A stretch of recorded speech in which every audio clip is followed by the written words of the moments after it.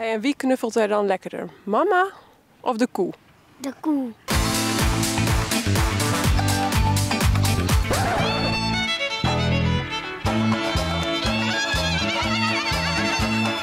Joet binnen wij in Dalsterhuizen. Dat wij op visite binnen bij Sjoukje. En we zullen echt zien wat de Hollanders in de sleerbedrijf hier. Het gaat de tactiek worden. Je rennen en springen. Ik blijf schrikken. Deze is toch echt kut. Dan ben je rek rangers die maar bielen smieten.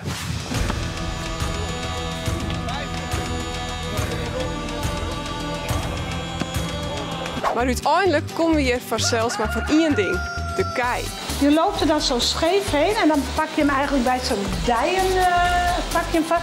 En dan ga je heel zwaar masseren over die billen van hem. Een koe is toch wel een heel groot beest, hè? Dus ik ben ook heel nieuwsgierig hoe ik dat straks ga ondervinden. Met trillende handjes naar het weiland toe of valt het mee? Nou, dat zal meevallen hoor, maar dan is het zo leuk om met kalfjes te beginnen, hè? Want dat is overzichtelijk.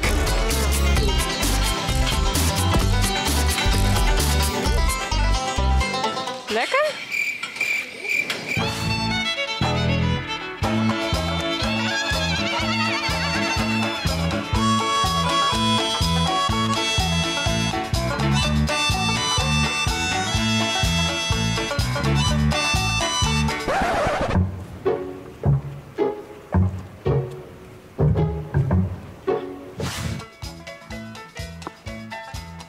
Hoe bevalt dit nu?